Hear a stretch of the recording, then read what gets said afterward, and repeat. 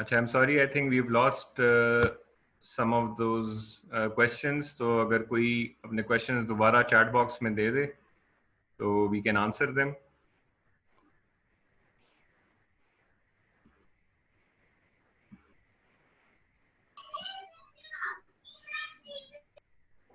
अच्छा, डॉक्टर आफ्ताब का क्वेश्चन है, how many recent pass papers should we go through? You should go through the pass papers, I think शायद 2000, आई think 11 या 12 के बाद हमारा पैटर्न चेंज हुआ है. It came to mostly scenario based questions. I think 11 या 12 के बाद हमारा पैटर्न चेंज हुआ है. तो I think those are the papers you should go through definitely. And if you have time तो बेशक उससे भी पीछे चले जाएं, क्योंकि sometimes you get those very simple C1 type questions के भाई ये क्लासिफाई दीज फ्लैप्स एंड इनका प्रोटोकॉल बताएं या वो करें ना, या फिबुला फ्लैप की हार्वेस्टिंग टेक्निक बताएं. तो इस तरह के क्वेश्चंस आजकल बहुत कम आते हैं. They examiners try to give you more scenario based questions instead of those simple ones. तो आई थिंक जब तक पैटर्न जब से चेंज हुआ है, just try to do those and I think that will be more feasible for that. Last skin clinician guide or study guide? Study guide, Dr. Sara. Study guide. Oral and maxillofacial surgery, a review, study guide. ठीक है, तो वो वाली, not the clinician's handbook. How many questions can we expect will be repeated from past papers? I think you will be lucky कि अगर एक या दो भी repeat हो गए.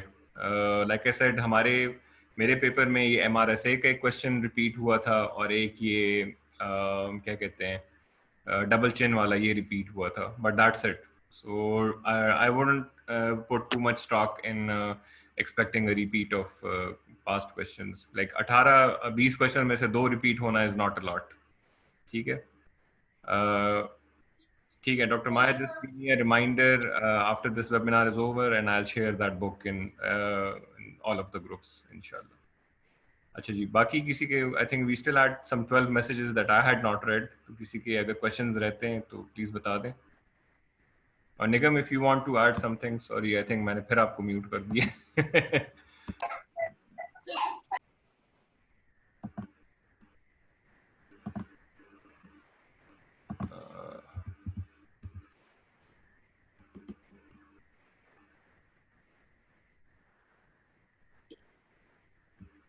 Nigam, if you want to add anything on these 2 questions.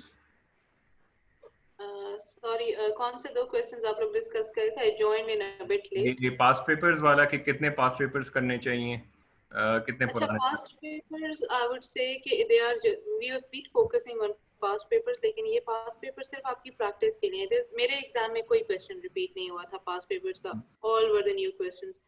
फिर जो उसके बाद 2019 नवंबर का एग्जाम था, अक्टूबर का, उसमें 3 क्वेश्चंस आई थिंक रिपीट हुए थे. So if you are very lucky 3 to 4 questions repeat होंगे. नॉर्मली रिपीट नहीं होते, they always touch different topics, but the pattern of question is the same. कुछ क्वेश्चंस मैनेजमेंट में होंगे, कुछ डिफरेंशियल डायग्नोसिस में होंगे, आपसे वो कुछ में पिन पॉइंट डायग्नोसिस मांगेंगे, कुछ में इन्यूमरेट टाइप क्वेश्चंस होंगे, डॉक्टर फहद ने कहा है. So basically the past papers are just to guide you on how to attempt a paper. They're not a key or they're not a syllabus. ठीक ठीक. अच्छा. Kindly tell that do we need to study one topic from? Okay. Doctor जो साहब पूछ रहे हैं, do we need to study one topic from all books? Yes, that's what I did, but it depends on how much time you have. अगर आपके पास 1 साल है exam देने के लिए तो I would suggest yes, आप एक पहले वर्डबूथ से पढ़ें, फिर क्लिनिकल रिव्यू से पढ़ें, फिर पीटरसन से पढ़ें एंड फिर फोंसेका से पढ़ें, और फिर इसका एक कंबाइंड 2 या 3 पेजेस का एक नोट बना लें. But if you don't have time तो एक स्टैंडर्ड बुक रखें और उसी से पढ़ते जाएं, और जो टॉपिक्स उसमें नहीं है वो दूसरी बुक से पढ़ लें. बिल्कुल, I would agree with this. मैं खुद जब पार्ट 2 का पेपर दे रहा था, I only had about 3 months to study. तो मेरे पास सारी बुक्स पढ़ने का टाइम नहीं था. तो बस मैं कभी एक सीनियर का दिमाग खा रहा था, कभी दूसरे का खा रहा था, कभी अपने सुपरवाइजर्स का खा रहा था कि सर ये टाइम नहीं है, जल्दी बताएं कि ये टॉपिक कहाँ से वो करूँ. तो आपकी प्रेफरेंस जो है इस पे ज़्यादा डिपेंड करता है. सम पीपल प्रेफर वर्डबूथ, किसी को फोंसेका पढ़ने में ज़्यादा आसानी लगती है, किसी को पैथोलॉजी के लिए रेगेजी पसंद है, किसी को नेविल पसंद है. It doesn't mean कि आप सारी बुक्स बैठ के पढ़ लें. Like Dr. Nigam said, if you have time, तो कर you can do it, but if you don't, so you just find the book which you find easy to read for that regard. So yes, like Any जैसे आप कह रहे beneficial हैं कि strategy for any best for the अच्छा last doctor 10 Aftab days? पूछ रहे हैं benefit strategy for last 10 days just calm your nerves 10 दिन में जैसे मैंने पहले कहा था कि लास्ट 10 डेज में आप कोई नई चीज नहीं पढ़ सकते तो just calm your nerves be confident Allah से दुआ करें यही है I doctor would Fahad would you add anything to it I would any suggest strategy जी I would suggest something similar कि बस वो लास्ट 10 डेज में पास पेपर्स ही बस प्रैक्टिस करें और वो टॉपिक्स बेशक कर लें जो आपको अपने वीक लगते हैं. लाइक मुझे अपनी ऑर्थोग्नाथिक वीक लगती थी तो वो एंड में मैंने रिवाइज की. फिर कोई इस तरह वॉलेटाइल टॉपिक्स हैं लाइक मेडिकल प्रॉब्लम्स हैं, मेडिकल इमरजेंसीज हैं, दोज आर वॉलेटाइल, तो वो बेशक रिवाइज कर लें. बट डोंट थिंक कि आप लास्ट 10 डेज में सारा कोर्स कवर कर सकोगे. Surgery is too vast and it is better कि आपके पास एक कॉलीग हो कि उनके साथ एक तो आप पास पेपर्स डिस्कस कर सकें और डिस्कशन करें, क्योंकि डिस्कशन जो है बंदे को याद रह जाती है लेकिन समटाइम्स लास्ट 10 डेज में पेज मेमोरी बंदे को याद नहीं रहती. तो I was very lucky in that regard. I had two से ज़्यादा टॉपर्स थे मेरे साथ जो पेपर दे रहे थे. तो बस उनकी लियाकत मुझ पे भी it rubbed off on me and I got lucky as well. तो डिस्कशन एंड पास पेपर्स की प्रैक्टिस एंड यही ग्रुप्स में बस आंसर्स अपने देते रहें. वील ट्राई कि हम इसमें आपको कुछ ना कुछ पॉइंट्स ऐड करके बताएं and I think that is the best you can do in the last 10 days. इससे आपका पास पेपर करने से आपका कोर्स भी रिवाइज हो जाता है एंड डिस्कशन से वो टॉपिक भी जो है आपको रिलेटिवली ज़्यादा अच्छा याद रहेगा as compare to just flipping the pages of your book. Medical emergencies I would say अगर सिर्फ टक्कर भी कर लें तो आई थिंक काफ़ी, क्योंकि इवन टक्कर भी याद नहीं रहती. तो I would suggest that and medical problems जो हैं. question I asked from Dr. Fahad as well. I remember I was always coming to him कि स्कली करनी है and he will say नहीं टक्कर करो. Medical emergencies, yes, they're all tempted to do Scully, but it's a very difficult book. It's a very big book. You cannot revise it.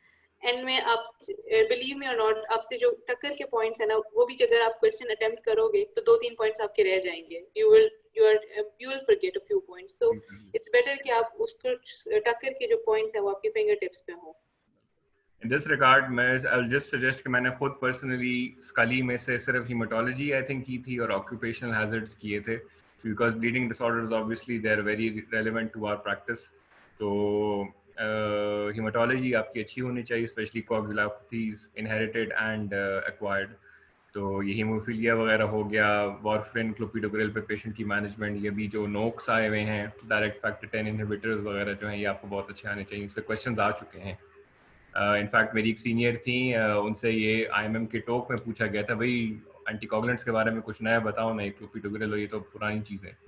तो उन दिनों में नई मेरे पास ये 7th एडिशन स्कली आ गई थी और उसमें नोक्स का लिखा हुआ था. तो आई वाज लाइक आपने नोक्स का नहीं बताया? करेंगे नहीं, नोक्स कहाँ, क्या चीज़ है? मैंने कहा अभी स्कली में आया हुआ है. कह रहे ओए मेरे पास तो ये लेटेस्ट एडिशन थी नहीं. सो जस्ट इमेजिन कि लाइक आई थिंक वो उसको वैसे एक्स्ट्रा मार्क्स भी दे रहे थे. I think she had pass that station anyway, but I still remember कि हीमाटोलॉजी एटलीस्ट आप लोगों की बहुत अच्छी होनी चाहिए. एंड ये MRSA और ये टाइप चीज़ें अगेन, ये मैं जो बुक लिस्ट बनाऊंगा I try to highlight these extra topics जो आपको बहुत अच्छे आने चाहिए. तो hopefully you can cover those. अच्छा, एक क्वेश्चन है, anaesthesia related questions are very hard to attempt, how to deal with them. Can you elaborate please doctor Arsalan? कोई एग्जांपल दे दें एनेस्थीसिया रिलेटेड क्वेश्चन की. आई थिंक एक क्वेश्चन ही मुझे याद आ रहा है जो मुझसे अक्सर पूछा जाता है, वो पर आप monitoring of the patient during anaesthesia. तो यही क्वेश्चन मेरे जहन में आ रहा है जो अक्सर पूछा गया है मुझसे. इसके अलावा is there anything difficult to attempt? I know ये सारी चीज़ें आपको बुक में नहीं मिलेगी, कुछ आपको आर्टिकल्स या उससे भी कवर करना पड़ेगा. But if you can point out exactly the question तो maybe we can give a more pointed answer. अच्छा, balanced anesthesia. ठीक. बिलीव मी, ये जब हमारे सीनियर से एक क्वेश्चन आया उनके पार्ट 2 में, तो अदर दे के वो उन्होंने मुझे कहा यार फाद तुम इस पे कुछ ढूंढ के दे दो, and all I came up was a small editorial in a journal on balance, और मुझे कुछ नहीं मिला इस पे। लेकिन अभी रिसेंटली एक दो आर्टिकल्स इस पे मुझे मिले, this was just I don't know, examiner शायद कंफ्यूज करना चाह रहा है विद दिस टर्म के बैलेंस एनेस्थीसिया क्या होता है। It is just the anaesthesia जो आप देते हैं डेली टू योर पेशेंट्स, वो बैलेंस एनेस्थीसिया की ही कोई ना कोई फॉर्म होती है। तो they were just basically asking about that. तो आई डोंट नो आप किस ग्रुप में हैं, just drop me a message, तो जो आर्टिकल्स इस पे मुझे मिले हैं वो मैं आपके साथ शेयर कर दूंगा, वो बैलेंस एनेस्थीसिया वाले। अच्छा, extubation induced hypoxia, balance anesthesia, mild again, ये जो anesthesia वाले जितने questions है ये roughly आपको आर्टिकल से ही मिलेंगे, you won't find this in books। तो आई थिंक बैलेंस एनेस्थीसिया पे तो मैं आर्टिकल आपको भेज दूंगा। आई थिंक ये माइल्ड रिस्पिरेटरी ट्रैक्ट इन्फेक्शन पे भी शायद आई थिंक किसी ने मुझसे पूछा था तो मुझे कोई आर्टिकल ही मिला था, तो आई विल शेयर दैट इंशाल्लाह। One question we have missed, Dr. Faryal is asking, should we do entire level or can skip a few chapters? You cannot skip a few chapters, but you can certainly skip a few topics. I'll post my Neville का जो content है उसमें I've ticked important questions, important topics. Don't skip it, लेकिन less likely जो least बहुत uncommon होते हैं, जैसे कुछ topics हैं जिसमें सिर्फ 1 in 200 जो है वो रिपोर्ट हुए केसेस, तो you can skip that. Other than that naval का हर चैप्टर बहुत इंपॉर्टेंट है। यस, अच्छा, yes I will share the group. अच्छा, इलास्किन की बुक मैं ग्रुप में शेयर कर दूंगा। ऑर्थोग्नैथिक सर्जरी ऑन्कोलॉजी, अगेन ये मैं बुक लिस्ट शेयर करूंगा, तो उसमें से ही फिर देख लें कि क्या कहाँ से करना है। Doctor Nigam, if you have anything to add on orthognathic या ऑन्कोलॉजी। इन्होंने पूछा है which book we study these important topics like retrognathic surgery and oncology. I think he's asking about orthognathic surgery. जी जी जी जी। ऑर्थोग्नैथिक सर्जरी मैल्कम हैरिस से हम लोगों ने पढ़ी थी, but it's slightly outdated now. तो अगर टाइम है आपके पास, वर्डबुक्स में बड़े बड़े चैप्टर्स हैं, and I am sure doctor Fahad को याद होगा 100 पेजेस का एक चैप्टर है, बिल्कुल उसके 100 सफ़ा वाला चैप्टर, अगर टाइम है तो वो कर लें। और उसके बाद again I would refer to current बहुत अच्छी बुक है, उसमें अगेन दो पेजेस के चैप्टर्स हैं। ऑर्थोग्नैथिक सर्जरी रिविजन के लिए वो बहुत अच्छी है। Malcolm Harris is good, short, but it's outdated now. Oncology के लिए I studied Brennan. Brennan is very good. And again, हमारे टाइम में एक बुक होती थी, what's the name, वो वर्निंग, बहुत मुश्किल सी जो वर्निंग जो है, वर्निंग भी थोड़ी सी जो है ना पुरानी हो गई है, and there is a lot of unnecessary details. अगर if you can first burning का मैं अपने स्टूडेंट्स को, अपने जूनियर्स को हमेशा यही कहती हूँ कि उसको 3 रीड्स दें, पहली रीड में सारे अननेसेसरी डिटेल्स कट ऑफ करें, तो आपके पास जो है हर पेज पे 3 या 4 इंपॉर्टेंट लाइंस रह जाएंगी। Highlight those and in second read go through it again, and in the third read memorise it. तो Werning is a good book. आपको एक वो स्ट्रक्चर, उसके जो कंटेंट्स है वो आपको एक बहुत अच्छा स्ट्रक्चर बता देती है कि क्या क्या टॉपिक्स हैं ऑन्कोलॉजी में, and then find those topics in Brennan. Brennan is updated, नई किताब है, अच्छी किताब है, और उसमें रिकंस्ट्रक्शन थोड़ा वास्ट है, लेकिन ऑन्कोलॉजी उसमें बहुत short 3 page, I think that would be enough. Stellan Marantz for oncology, yes. Stellan Marantz में I think we did 4 or 5 chapters. I don't know about Dr. Fahad, but I personally did 4 or 5 neck dissection वहाँ से की थी, और complications after neck dissection. I just did the radical neck ones. एक complications वाला था और एक radical वाला था. I think यही 2 chapters थे. I think Stellan Marantz में. There was one chapter, unknown primary, management of unknown primary tumours. I think उसका क्वेश्चन कहीं आया था, तो उसके बाद हमने वो जो है अननोन प्राइमरी, आई थिंक 2 या 3 सफ़ों का एक चैप्टर है वो, एंड देयर वाज अनदर जिसमें अननोन प्राइमरी का था, और I think management of neck, ये 3 चैप्टर्स थे जो हमने किए थे। अच्छा, management of neck I think I did from Peterson, या शायद कोई आर्टिकल था शायद। खैर वही बात, बहुत कम चीजें चेंज होती हैं बुक्स के दरमियान। खैर अच्छा, chemo, what about chemo and radio? I think I would like to answer this question. What about chemo and radio? You are a surgeon, you are not an oncologist, so please आपको सिर्फ 3 चीजें पता होनी चाहिए chemotherapy की बहुत सारी details मिलेंगी and there be very tempting to read, but I think you can read it after you have pass part 2 इंशाल्लाह।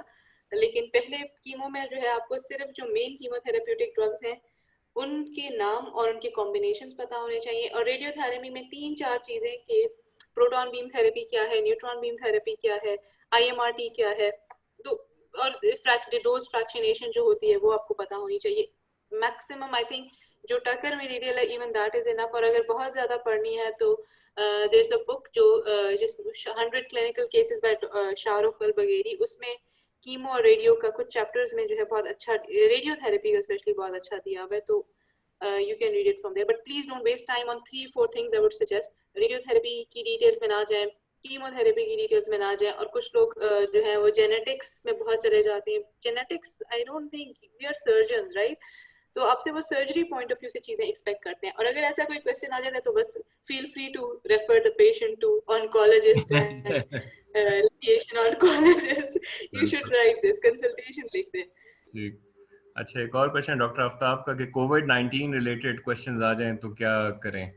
अच्छा, कोविड रिलेटेड मुझसे अभी किसी ने आर्टिकल्स लिए थे, तो kindly just give me a reminder, मैं वो ग्रुप्स में शेयर कर दूंगा। एक तो आपका ओटी रिलेटेड ऑब्वियसली कोविड का वो होगा, और एक अगर आप माइनर सर्जरी कर रहे हैं तो उस पे just remind me, give me reminder, I will share those. एक डॉक्यूमेंट मैंने कोविड की रिलेटेड बनाई थी फॉर क्या कहते हैं, लोकल माइनर सर्जरी के लिए एक मैंने डॉक्यूमेंट बनाई थी, और एक ये ओटी रिलेटेड डॉक्यूमेंट्स हैं मेरे पास, तो काइंडली रिमाइंड मी, वो मैं कि वो आपके साथ शेयर कर दूं। रिकंस्ट्रक्शन पे क्वेश्चन है। रिकंस्ट्रक्शन जो है इट डिपेंड्स, हर कोई डिफरेंट पढ़ता है। I personally studied from Peterson. Peterson में क्योंकि टेक्निक्स और प्री ऑप वर्कअप अच्छा दिया हुआ था, तो लेकिन जब मैंने फर्स्ट टाइम पढ़ा तो it just flu over my head, क्योंकि मुझे अनलेस आई सी समथिंग मुझे उसकी समझ नहीं आती। तो व्हाट आई डिड वाज के I found videos of these various free flaps YouTube से। कुछ मैंने एक बुक खरीदी, उसके साथ मुझे मिली, तो वो वीडियोस आई थिंक मैं पहले भी इन ग्रुप्स में शेयर कर चुका हूँ। Once you see those videos, उसके बाद आपको ज़रा वो पीटरसन में जो टेक्निक लिखी हुई है उसकी समझ आ जाएगी कि व्हाट आर दे सेइंग। तो प्रॉब्ली रिकंस्ट्रक्शन फ्रॉम दैट। मेरा तो खैर ये मशवरा होगा। आई डोंट नो डॉक्टर निगम की क्या प्रेफरेंस होगी इस रिगार्ड में। कंस्ट्रक्शन ने आई think it took good 1 to 2 months जब मैंने स्टार्ट किया तो मेरा बहुत टाइम लगा था, and I still regret it, क्योंकि मैंने वॉटबूथ से पढ़ी थी and it took a lot of time. I know a lot of people who are here now, they would disregard the concept of studying Laskin, लेकिन if you can grasp the basic concept from reconstruction from the Wartbooth and watch the videos, और जो Laskin में details हैं आपको वो भी and में याद नहीं रहेंगी, वही पढ़ लें तो काफ़ी है। रिकंस्ट्रक्शन में आपको 4-5 मेन चीज़ें पता होनी चाहिए कि कोई भी आप फ्लैप उठाते हैं तो उसकी पेडिकल क्या है, उसकी इंडिकेशंस क्या है, उसकी कॉन्ट्रा इंडिकेशंस क्या है, उसके एडवांटेजेस क्या है, उसके डिसएडवांटेजेस क्या है, और फ्लैप मॉनिटरिंग का प्रोटोकॉल, ये 4-5 चीज़ें आपको पता होनी चाहिए। उसके अलावा जो है ये डिटेल्स के हमने फ्लैप उठाया और किस आर्टरी से किस आर्टरी को बचाया और किस आर्टरी को उठाया, एंड डायसेक्शन प्रोटोकॉल्स, वो सारी चीज़ें I think this is a domain of plastic surgeons. हमें जो है सिर्फ बेसिक्स पता होनी चाहिए, and in the end of the day आप एक 15 मिनट्स में पूरा, अगर आपका क्वेश्चन आ जाता है, लाइक हमारा क्वेश्चन आया था आई थिंक सुप्राक्लेविकुलर फ्लैप पे, तो I just do a diagram, I didn't know much details of it, लेकिन मैंने ये एक डायग्राम बना दी थी, पेडिकल लिख दिया था, पेडिकल लेंथ लिख दी थी, and indications, Contra indication, advantages and disadvantages, that's it. और ये सारी चीज़ें आपके पास लास्किन में मौजूद हैं। सो आई थिंक पहली दफ़ा जब आप समझने के लिए आप वीडियोस देख लें, वर्डबूथ पढ़ लें, और any book you like, and जो मेन बेसिक की क्रक्स है उसका वो आपको लास्किन में मिल जाएगा। ठीक। अच्छा, I think there is a question that I think we skipped के ऑर्थोग्नाटिक सर्जरी केसेस की क्या मैनेजमेंट वो करेंगे, क्योंकि मेजॉरिटी पीपल से कि हमारे सेंटर्स में ऑर्थोग्नाटिक होती नहीं है। ऑर्थोग्नाटिक के बारे में तो खैर डॉक्टर निगम ने पहले से बता दी कि पढ़ना कहाँ से है। मेन प्रॉब्लम इस कि इस नॉलेज को हम केसेस पे कैसे अप्लाई करें। तो मेरा मशवरा होगा कि एक बुक है जो मैं इसमें शेयर कर चुका हूँ ग्रुप्स में, चैलेंजिंग कॉन्सेप्ट्स इन मैक्सिलोफेशियल सर्जरी। तो उसमें उन्होंने ऑर्थोग्नाटिक के 1-2 केसेस दिए हुए हैं। एंटीरियर ओपन बाइट का आई थिंक दिया हुआ है, और शायद लीफोर्ट 1 का भी कुछ दिया हुआ है। तो उससे आपको अंदाज़ा हो जाएगा कि बहुत रफली के व्हाट आर द पैरामीटर्स जिस पे हम डिफरेंट सर्जिकल ऑप्शंस को कंसिडर करते हैं. बट पर्सनली स्पीकिंग मैंने खुद इस पे एक वर्कशॉप ली थी जो डॉक्टर अदनान असलम ने कंडक्ट की थी. ये पी कॉम्स 18 था आई थिंक. तो I went for that and वो मैंने अटेंड की, तो उससे फिर भी मुझे काफ़ी हेल्प हुई to answer such question. Sorry it wasn't, उस वक्त मैं CPS कर चुका था फॉर दिस मॉम्स एग्जाम. तो that helped a lot. So अगर if you are lucky doctor Adnan Aslam को पकड़ें कि भी फिर से वर्कशॉप करवाएं, तो hopefully that will help. But and अगर आपको वर्कशॉप नहीं कंडक्ट होती तो आई वुड सजेस्ट के invest a little bit of money. AO में जो है वहाँ की वीडियोस जो है AO association for osseointegration, I think it charges about 10,000 rupees for 1 year membership. उसमें इन्वेस्ट करें. उसकी बहुत अच्छी वीडियोस और बहुत अच्छा उन्होंने डिटेल प्रैक्टिकल पॉइंट्स दिए हुए हैं. ऑर्थोग्नाथिक सर्जरी अगर देखी ना हो तो वाकई बहुत मुश्किल होती है. And I would agree with doctor Fahad कि हमें ज़्यादातर चीज़ें पार्ट 2 के बाद समझ आई हैं. तो बेहतर ये है कि आप उसकी जितनी वीडियोस देख सकें, केस रिपोर्ट्स देख सकें, वर्कशॉप हो तो वर्कशॉप ज़रूर इसकी अटेंड करें. और कोशिश करें कि आपके कॉन्सेप्ट जो है orthognathic surgery, if you are not seen it तो थोड़ा टाइम लगेगा.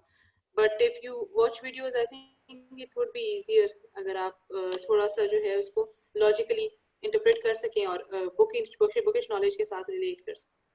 इसके अलावा अगर आप में से कोई फिलहाल TMOs हैं तो आई वुड एडवाइज यू कि please if it is possible अपनी ऑर्थो की रोटेशन ले लें एंड जस्ट डिस्कस दो सर्जिकल केसेस. अगर आपके वहाँ कॉलेजेस में एक ऑर्थो डिपार्टमेंट है एंड वहाँ एक बंदा है वो इज़ अ सुपरवाइजर, तो वो तो सर्जिकल केसेस की प्लानिंग करते हैं, तो वो प्लानिंग आपके साथ एटलीस्ट वो आपको बता सकेंगे किस एंगल की वजह से या किस मेजरमेंट की वजह से या किस एनालिसिस की वजह से कौन सा प्रोसीजर जो है वो ऑप्ट करना चाहिए. तो मेरा मशवरा इन दैट रिगार्ड ये होगा. आई नो आप में से सारे तो भी TMOs नहीं है, most of you have passed out, लेकिन जो अभी भी TMOs हैं प्लीज़ आपकी जो ये एक इलेक्टिव रोटेशन है, मैंडेटरी रोटेशन नहीं है ऑर्थोडोंटिक्स की, लेकिन आप में से जो ले सकते हैं post IMM please do take it just for this specific reason. I actually now regret कि मैंने नहीं ली ऑर्थो की रोटेशन. तो I think it would have been very helpful in this regard. अच्छा, इम्प्लांट्स के बारे में बार बार क्वेश्चन आ रहा है. तो मिश जो है आई डोंट नो, जितना मैंने सुना है पंजाब की तरफ काफ़ी ट्रेंड है मिश को स्टडी करना.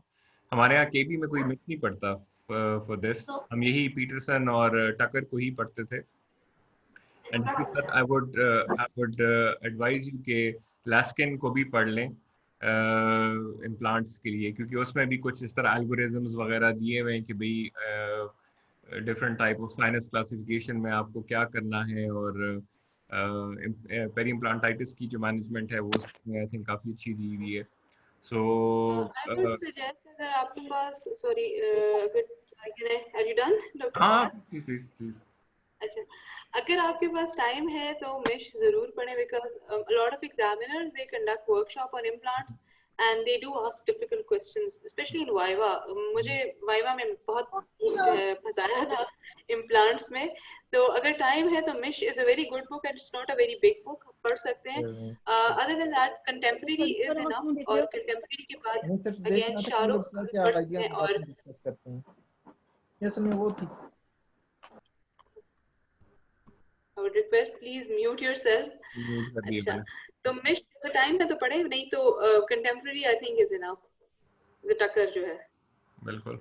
इनफैक्ट इसमें अनफॉर्चुनेटली आई डोंट नो ज़्यादा सेंटर्स में क्या है, हमारे वक्त में बस उसी वक्त इम्प्लांट स्टार्ट होने वाले थे. तो आई वुड एडवाइज यू कि एटलीस्ट जितने भी बड़े शहर हैं हर शहर में आजकल इम्प्लांट का कोर्स चल रहा होता है 6 महीने का. So invest a bit of money in this and ये इम्प्लांट्स का कोर्स ले लें एटलीस्ट. इससे आपको प्लानिंग का आइडिया हो जाएगा कि इम्प्लांट्स को प्लान किस तरह करते हैं. तो I myself took one after my fellowship and बस मेरी यही वो बदकिस्मती थी कि जिस वक्त ट्रेनिंग हो रही थी तो उस वक्त पेशावर में कोई कोर्स हो नहीं रहा था ऑन इम्प्लांट्स. तो बट बाकी जितने सेंटर्स हैं एटलीस्ट लाहौर में हो रहा है, इस्लामाबाद में हो रहा है, I'm sure कराची बाकी जगहों पे भी हो रहा है. तो जहाँ एटलीस्ट हो रहे हैं please do try to take this course. I know added expense आ रहा है बट देखें, you are investing into passing your part 2, you're investing in your potential skills, and your future private practice or whatever. So it is worth the investment. ठीक है, तो if possible please to try to do that. अच्छा, doctor उफक का question है, do we need to do both books, Neville and surgical pathology and Fonseca for pathology? Yes, मेरे हिसाब से definitely, क्योंकि नेविल में आपका जो सर्जिकल अप्रोचेस है, सर्जिकल मैनेजमेंट है, वो ऐसा इतना कवर नहीं है. उन्होंने बहुत जेनेरिकली लिखा होगा कि न्यूक्लिएशन है या रिसेक्शन है या वो है, लेकिन बेसिकली फॉन्सिका में जो सर्जिकल पैथोलॉजी का चैप्टर है वो आपको बाकायदा मार्जिन्स के साथ सब कुछ बता रहे हैं. तो I personally did Neville and surgical pathology both. तो डॉक्टर निगम, इस पे अगर आप कुछ एक्स्ट्रा बताना चाहें. मैंने नेवेल पढ़ी थी और surgical pathology in Fonseca is a very good book, but it's a very big book again. I didn't have much time. I just had 1 month between my training and exam. तो मैंने क्या किया था कि मैंने सिर्फ ameloblastoma, giant cell granuloma and जो important pathologies हैं, keratocyst, उनकी surgical management, सिर्फ surgical management Fonseca से कर ली थी. I wish I had more time. I would have loved to read this book. It's a very good book. तो वही बात है, अगर टाइम है तो इसकी सिर्फ सर्जिकल मैनेजमेंट पढ़ने, बाकी जो जनरल क्लिनिकल फीचर्स हैं, हिस्टोपैथोलॉजिकल फीचर्स हैं, I think you should stick to one book. In that case I would recommend Neville, क्योंकि हिस्टोपैथोलॉजी और ये जो क्लिनिकल फीचर्स हैं, ये आपको इसके लिए थोड़ी सी जो है ना पेज मेमोरी बनानी पड़ती है अपनी. तो उसको फॉन्सिका से ना पढ़ें, फॉन्सिका से सिर्फ surgical management of important pathologies पढ़ लें, तो I think that would be enough. I think we are, और कोई questions हैं? I think we are done with the questions. नहीं, बस और questions there. अच्छा, चलें, last call for any questions. If there aren't any, तो I'll excuse Dr. Nigam and myself as well. खाने का टाइम हो रहा है, हमें भूख लग रही है. But I would suggest one thing, जिनका अगले हफ्ते पेपर है, पेपर के बाद जो है, we didn't discuss the point कि पेपर हो जाए तो उसके बाद क्या करना है. उसके बाद I think you will have nightmares. मुझे 10 दिन तक ख्वाब आ रहे थे. You will have a lot of nightmares and you will be solving question ख्वाब में. लेकिन give yourself 1 week break. Don't think about the results. Don't do calculations whether you will be passing or failing. और एक हफ्ते बाद जो है आप अपनी वाइवा की तैयारी शुरू कर दें. Go to ward and start preparing for your vivas, because you never know if you pass, तो फिर result में और viva की date में बहुत कम time होता है, and you'll be killing yourself कि मैंने पहले क्यों नहीं पढ़ा और मैंने practice क्यों नहीं की. तो you have nothing to lose at it. अगर आप पढ़ लें और खुदा न खास्ता fail हो जाएं, तो वो आपके अगले exam में वो knowledge काम आ जाएगी. Just give yourself 1 week to 10 days of break और फिर पढ़ाई शुरू कर दें viva के लिए. इंशाल्लाह you will all pass. इंशाल्लाह. इसमें I'll just add कि आपका जो फर्स्ट अटेम्प्ट होता है वाइवा का, you cannot skip it. तो अगर वो अटेम्प्ट आपकी बुरी हो जाती है तो आपने मुफ्त में एक वाइवा की अटेम्प्ट लूज कर ली है. तो week time is more than enough. आपका पेपर जो चेक होता है it takes about a month. अगर मंथ तो कम से कम ले लेता है, तो लाइक उसमें अगर आप एक हफ्ता ब्रेक लेते हो तो ले लो, लेकिन बाकी 3 weeks you should be starting. देखें, तैयारी ज़ाया नहीं जाती है. अगर God forbid you don't pass, at least आपकी वो स्किल्स की तो प्रैक्टिस हो गई है ना, नॉलेज तो रिफ्रेश हो गई है ना एटलीस्ट. तो स्किल्स ज़ाया नहीं जाती. एंड अटेम्प्ट भी आपने फर्स्ट अटेम्प्ट जो होती है बड़ी गोल्डन सी अटेम्प्ट होती है. हमारे सुपरवाइजर डॉक्टर मुस्लिम अक्सर हमें कहते थे first attempt is the golden attempt. Like उस वक्त आप में वो इन अ वे वो फेलियर, गॉड फॉरबिड, आप में वो बैठा नहीं होता कि भाई यार खैर है, फिर फेल हो जाएगा, फिर देखेंगे थर्ड अटेम्प्ट है वगैरह. फर्स्ट अटेम्प्ट में वैसे ही बंदे को एक जोश होता है कि भाई इसको मैं समहाउ निकाल लूँ. तो don't waste too much time, don't wait for your result to start preparing. Take 1 week break जैसे डॉक्टर निगम ने कहा, एंड स्टार्ट वर्किंग. वार्ड्स में अपने जाएं, सुपरवाइजर्स के साथ राउंड्स में वो करें, उनके केसेस को या उनकी जो ट्रीटमेंट प्लानिंग है उसके ऊपर क्वेश्चंस करेंगे, सर हम इस तरह क्यों कर रहे हैं, इस तरह क्यों नहीं कर रहे. एंड बाकी खैर जो बातें हैं वो तो चले वाइवा की प्रिपरेशन के रिलेटेड हैं, तो maybe we'll do that some other day. वो खुद पे एक टॉपिक है कि भाई लॉन्ग केस कैसे प्रिपेयर करना है, लॉन्ग वाइवा के लिए क्या करना है, शॉर्ट केसेस में क्या करना है. तो I would suggest one thing, Dr. Fahad. Ji. I think instead of giving webinars on how to pass the paper and how to pass the viva, we should conduct a webinar जिसमें जो first year trainees हैं, we should actually plan these 4 years for them कि आपने first year से लेके क्या क्या करना है. Because exams जो जितने भी लोग पास हुए हैं part 1 part 2 में, in their first or second attempts, I've noticed one common thing in all. Hard work, and a lot of hard work. And जितना committed होगे उतना ही, और साल के शुरू से ट्रेनिंग के पहले दिन से आप जितना committed होंगे उतना ही जो है आपके passing rate जो है वो ज़्यादा होगा. तो I think I would request you कि आप कोई ऐसी webinar भी plan करें जिसमें आप trainees, newly inducted trainees को जो है एक guideline दे सकें on how to spend the next 4 years. I think that's a fantastic idea. आपके point ने मुझे ये बात याद दिला दी. अक्सर लोग मुझसे ये पूछते हैं कि सर rotations में क्या करें, anesthesia, general surgery, plastic surgery, sir synopsis में क्या करें, synopsis कैसे लिखनी है वगैरह. तो ये चीज़ें obviously क्योंकि बस वो exam related ऐसा चीज़ नहीं है, तो we tend to sort of ignore them, या they go under the radar. But excellent idea. चलें, hopefully we can do that inshallah someday as well. और बस चलें, that's an excellent idea. Definitely think of that. चलें, I think बस that's it for the questions. Thank you all everybody कि आप लोगों ने attend किया, इतने questions किए. I hope that we were able to answer at least most of your queries and give you a general idea कि what to expect जब आप पेपर आपके सामने पड़ा होगा and how to answer it. तो and आपको जो इसमें चीज़ें बुक्स या जो आर्टिकल्स चाहिए तो वो काइंडली मुझे ग्रुप में बता दें, because I will lose this chat right now when this meeting ends. तो बस वो उसमें रिमाइंडर दे दें तो I'll share that, and hopefully I'll share the audio recording of this presentation along with our own presentations जो थी. तो hopefully those उससे जो, क्योंकि काफ़ी लोगों से मुझे मैसेज आया कि जी group limit has been reached and हम मीटिंग अटेंड नहीं कर पाए. तो I think I'll share that then inshallah. So thank you all so much. Thank you so much everyone. Thank you Nigam especially कि आप अपना time दिया, and it's an excellent effort by you as well कि आपने volunteer किया. I'll say it again, she was the only one who volunteered herself. बाकियों के पीछे I had to beg them कि please help me.